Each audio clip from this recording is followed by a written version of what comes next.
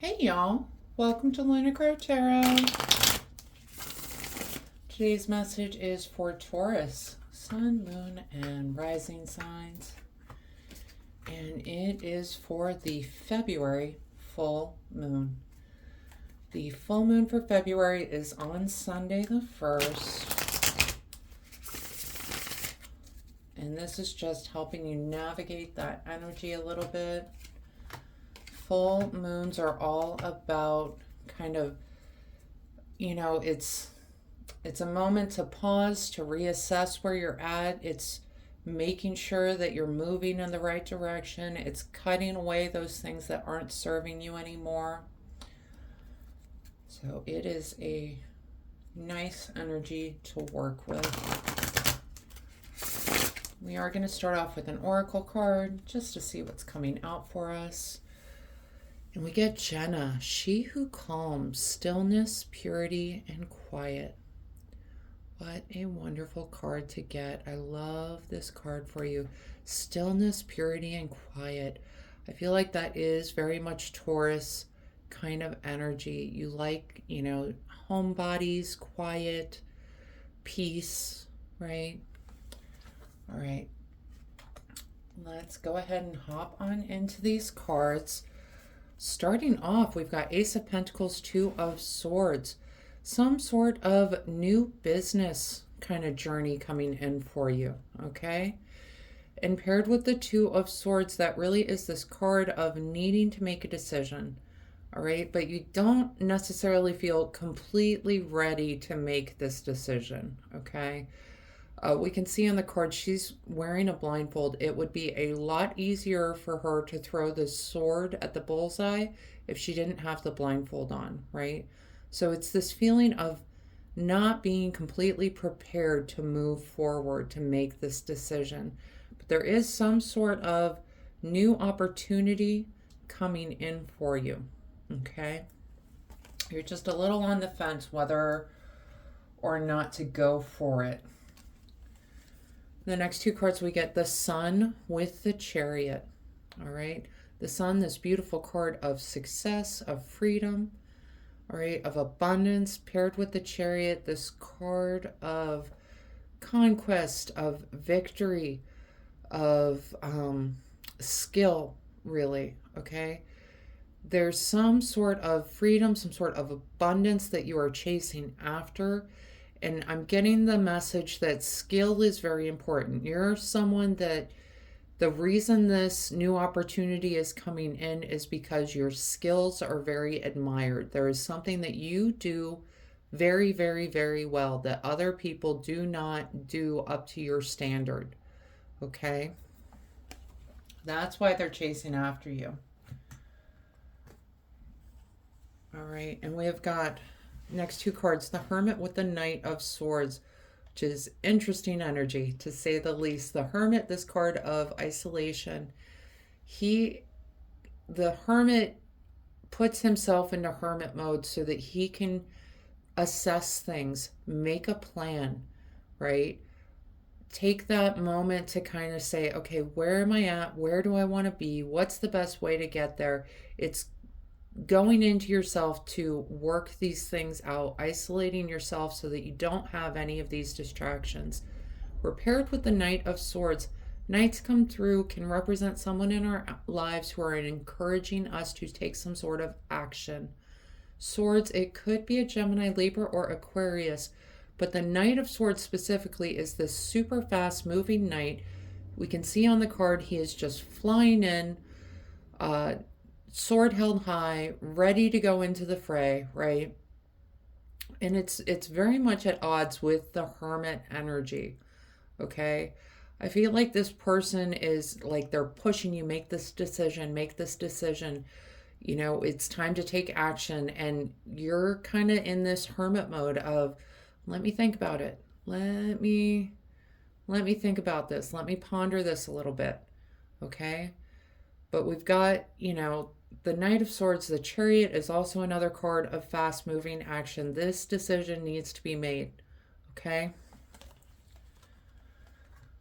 All right, next up, we have got the devil with the Six of Pentacles. The devil is that card of vices. It's a card of attachment, all right? And the Six of Pentacles is this card of distributing wealth, distributing abundance in a way that is fair, though. In the traditional deck, this Pentacles person usually carries a scale. They're weighing things out, trying to distribute fairly, okay? These two together, there's some sort of attachment that you are hanging on to. It's something that you don't think is, it's almost like you weren't treated in a way that you think is fair. You don't think the way that people were going about things was fair for you, okay? And you're just, it's like you're holding on to this idea of it just wasn't right, it just wasn't fair, okay? But I will tell you, when the devil comes out, that is almost always a warning to let go of these attachments, because this idea of, you know what, it wasn't fair, and that's unfortunately the way life works out. Sometimes things just aren't fair, okay? But that kind of attachment, that's something that you need to let go of, okay? All you can do in those situations is learn from them, okay? Hanging on to this negative attachment is not going to help you, all right? The next two cards, we get the Magician with the Eight of Wands. The Magician is someone who is extremely skilled. He is the master. We already talked about, with the Chariot, this idea of skill coming through. And the Magician is connected to the divine. He brings his manifestation. He brings it up to the divine and says, this is what I want here on earth, and brings it down. We've got it paired with the Eight of Wands, which is this card of fast moving blessings coming in. It can feel chaotic. It's usually kind of like a fated blessing, something that was always supposed to happen, okay? Which is another reason to let go of this attachment to this unfair energy, okay? It worked out the way it did because it was supposed to. It was designed to. All right. For some reason, the divine had this plan in action. All right. But it's interesting. This is the third card of just super fast moving energy for you with the Chariot, the Knight of Swords, and now the Eight of Wands. I know you want to take your time to make this decision. You don't feel 100% prepared to make this decision. Okay. But you've got some really fast moving cards that are telling you you need to make a decision. You need to go on this. And I think when that Eight of Wands comes into play for you, it's going to make it a lot easier to move forward with this position, to manifest the thing that you want to come in. All right, bottom of the deck cards, we've got Queen of Swords with the World card. Love this for you. The Queen of Swords, can represent a person, some sort of guiding, intuitive influence on our lives. Swords, so Gemini, Libra, or Aquarius. But what I love about the Queen, she is just so nonsense. Swords is the card of ideas, of intellect, of ego, and she will just cut through all the nonsense and get to the truth of the matter, okay? And we're paired with the World card, which is this card of completion and fulfillment. It is the end of the major arcana cards. It is the final everything, okay? I feel like the Queen of Swords is really coming forward, encouraging you to cut through this kind of wishy-washy back and forth decision that you're trying to make, like saying, no, get to the truth of the matter. Cut out the attachment thing. We all know it wasn't fair. Move on from that. You've got to make a decision here, okay? Because once you hit that decision, that's when you get to enjoy this wonderful energy of the World card, this completion, this fulfillment, okay? These new things that are coming in for you, I think you're just a little on the fence with them because of how things have gone in the past with this Devil, Six of Pentacles energy. I think that's why you're having this hard time making a decision, because you're saying, is it going to be the same as before? Am I going to get the exact same results I got last time?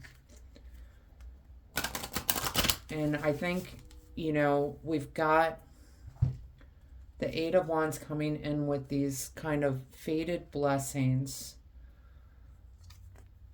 I think you're scared, not scared to move forward, but just nervous about moving forward because of this attachment that was so unfair, this attachment to this outcome that was so unfair for you. All right, we're going to talk oracle cards next. And we get Star Ancestors, Hidden Secrets, Lost Wisdom, Look a Little Deeper. Okay? When you're spending this time in this hermit phase, okay? And, you know, we got Jenna at the beginning, who is that stillness, purity, quiet. Like, that's what you need to make this decision, right? Try to look a little bit deeper. Feel out your intuition, okay? I think the answer will come to you. I do think you need to just stop talking to yourself about this last outcome that was so unfair for you. Okay? The next card we get, the Pearl, Alchemy, the reward at the end, from grit to grace, right? This, you know, this really represents how far you have come to build up the talent, the skill that you have. This is why you're being sought after for these decisions, right? Definitely take some time just to consider it, but understand, you know, you're coming at it from a place, you know, it was so unfair the way that you were treated, right? And I think that's what concerns you about this new project idea that's coming in. You don't know whether to pursue it or not. They are pursuing you because of how talented you are, because you have gone from grit to grace. Just really consider this reward at the end that's coming in, okay? The next card we get, Fog, Obscurity, Feeling Lost. Yeah, it's while you're in this energy of trying to make this decision, right? And it's because you're harboring these attachments, okay? That's why I keep kind of harping on, you need to let these attachments go, because that's what's coming in and that's what's creating this interference, and is not, you know, you're very much saying, okay, well, you did this to me in the past. And, you know, there is something to that, right? The whole fool me once, shame on you, fool me twice, shame on me, right? I think you're really trying to avoid that kind of feeling. But at the same time, this project, it seems almost too good to be, like, it's something that you want to do. It's something that you're very much interested in. Otherwise, this decision would have been easy over and done with. You wouldn't have given it a second thought, but it sounds so good, right? It's something that you would love to be involved in. But you need to let go of those attachments. You need to let the Queen of Swords come out and cut through the nonsense so that you can get to that place of a decision. All right, and the last card we get, So, Planning, Setting Intentions, Optimism. Okay? Yeah, super important. You know, the Hermit phase is all about planning, setting intentions, right? Optimism is going to be key here. Optimism is going to be the opposite of that attachment, okay? The attachment is telling you, remember what happened, remember what happened. Optimism is telling you it could be different in the future, okay? Only you know that, Taurus. If this person coming to you with this offer, this opportunity, is a genuine person, maybe the way, you know, they feel bad about the way things worked out. They understand that it's not the most fair of things that happened, okay? And that's could be why they are coming back to you with this proposition. They recognize your skill. They know that you're a good person and they want to bring you back in, okay?